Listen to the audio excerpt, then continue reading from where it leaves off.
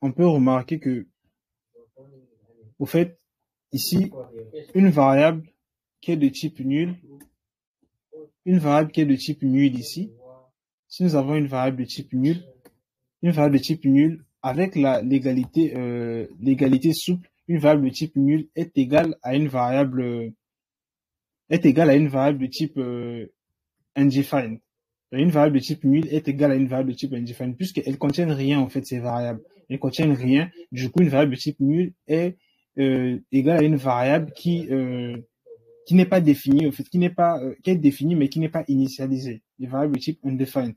Ça, c'est avec l'égalité souple.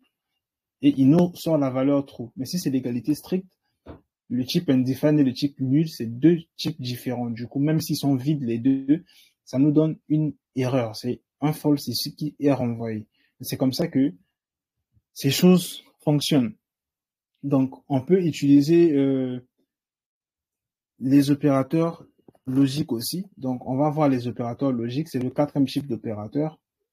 Les opérateurs logiques. Les opérateurs logiques. C'est notre quatrième type d'opérateur. Ils sont pas beaucoup. Il y en a que 3. C'est l'opérateur et qu'on appelle ici l'opérateur et.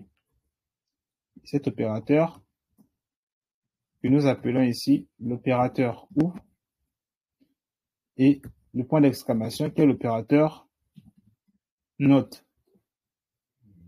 Donc, ces trois opérateurs, c'est ça que nous appelons les opérateurs logiques.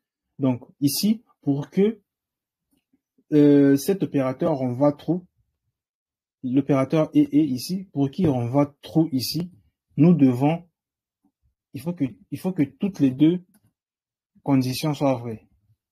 Toutes les deux conditions soient vraies. Donc, toutes les deux valeurs qui sont testées doivent être vraies pour que lui renvoie true. Ici, il faut au moins qu'une valeur soit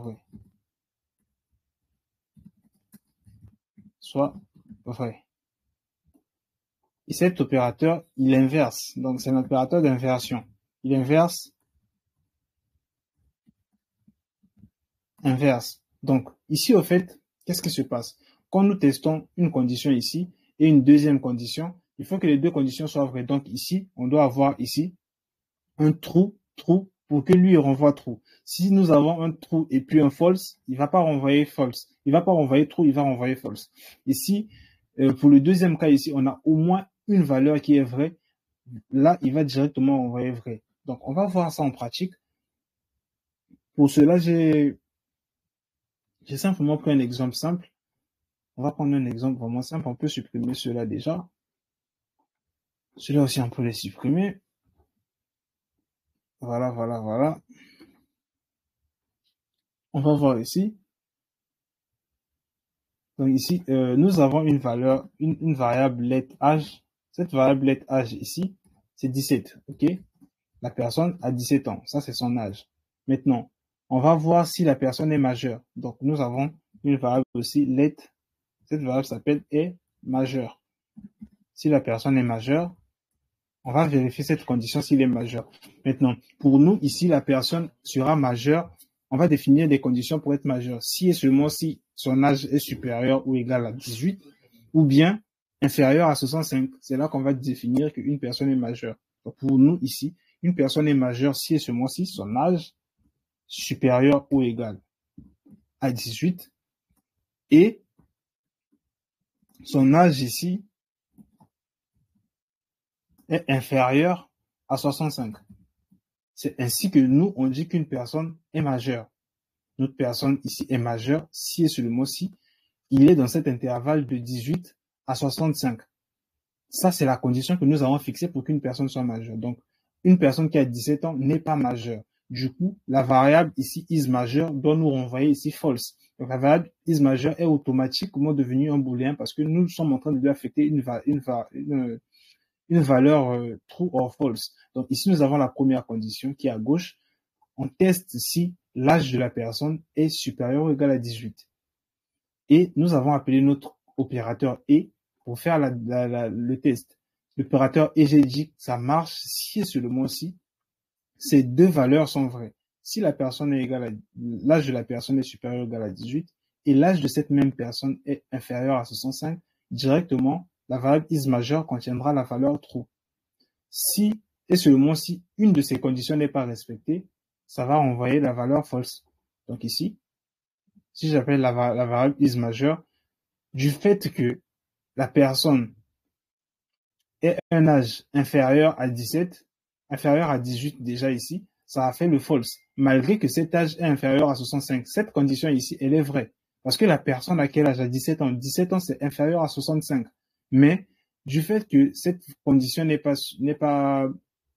pas été respectée, le supérieur ou égal à 18, ça nous renvoie la valeur fausse. Donc, pour que nous ayons une valeur true avec cet opérateur et, pour que nous ayons cette valeur true, nous avons besoin ici que les deux conditions soient vraies. Donc ici, nous devons être, par exemple, dans ce cas où la personne a 18 ans. Si la personne a 18 ans, ici, les deux conditions seront vraies. Donc la variable est majeure ici, va recevoir tranquillement la valeur true parce que les deux conditions sont respectées. C'est comme ça que ça marche avec cet opérateur. Maintenant, avec l'opérateur et, l'opérateur ou plutôt, l'opérateur ou, ok, l'opérateur ou, on va prendre un autre exemple, on va pas partir sur le même exemple. Avec l'opérateur ou, par exemple, nous allons voir si la personne a le droit de voter, ok? Pour qu'une personne vote ici, il doit avoir 18 ans, d'abord, ou il doit être citoyen du pays. On va définir notre règle comme ça. Pour qu'une personne ait le droit de voter, il doit avoir au moins 18 ans, et puis il doit être citoyen. Donc, on va avoir une variable ici, par exemple, let est citoyen. C'est un citoyen du pays. C'est un citoyen du pays. Du coup, on va le mettre à quoi? On va le mettre ici à true. Donc, si la personne est un citoyen et puis il a 18 ans, il pourra voter. Donc, on va mettre, en fait, si la personne ici est citoyen du pays et puis, donc, la condition, en fait, c'est si cette personne est citoyen ou bien la personne a 18 ans, il pourra voter. Donc, la personne doit avoir 18 ans, il a le droit de voter. S'il est citoyen aussi, il a le droit de voter. S'il a les deux, tant mieux. S'il a seulement au moins une de ces conditions qui est vraie, nous le donnons le droit de voter dans notre pays.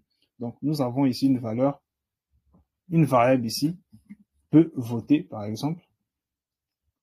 Cette variable va recevoir des conditions. Donc, si l'âge est supérieur ou égal à 18, ou, avec notre opérateur ou, ici la variable est citoyen, on doit mettre un T, est citoyen, égal par exemple à true, là, on peut directement dire que la personne a le droit de voter. Donc, nous avons cette condition-là. Si la personne a au moins 18 ans, il peut voter. Si aussi il est citoyen du pays, il peut voter. OK? Donc, on va tester notre variable peut voter. La variable peut voter, elle est vraie. Pourquoi? Parce que ici, la personne a 18 ans et la personne est citoyenne de l'autre pays. Il peut voter tranquillement. Si ici, on mettait cette variable à false ici, la personne aura toujours le droit de voter, malgré que la variable est citoyen et à false. Donc, il a 18 ans, il n'est pas citoyen de notre pays, mais nous lui donnons la possibilité de voter simplement parce que nous sommes en train d'utiliser la condition avec l'opérateur ou. Mais dès lors que les deux conditions seront fausses, le résultat ici aussi du vote sera faux. Simplement parce que, en fait, il attend au moins qu'une des conditions soit vraie. Dès que les deux conditions sont fausses, lui aussi renvoie la valeur faux. Donc, c'est ça, au fait, les opérateurs des opérateurs logiques. Et on a un autre dernier opérateur qui est l'inversion. Donc ici, voilà, l'opérateur d'inversion, il inverse simplement une valeur true à false. Il inverse aussi une valeur false à true. Donc je peux avoir ma valeur ici, par exemple, let, si l'autre là, si par exemple on a un compte par exemple bancaire, is active, OK? Donc, on a un compte bancaire, on va voir la valeur xActivate, par exemple. Si cette valeur ici est égale à true, moi ici, je vais dire let, par exemple, on va avoir la variable ici est désactivée. Est désactivée. Voilà, la variable est désactivée ici, ça sera l'inverse de notre variable isActived. Donc, à travers cela, à travers notre opérateur d'inversion, nous avons pu inverser ici la valeur de la variable et puis l'affecter à une autre variable. Et ici, on voit bien que cette valeur, ça nous donne false. C'est comme ça que ces opérateurs fonctionnent.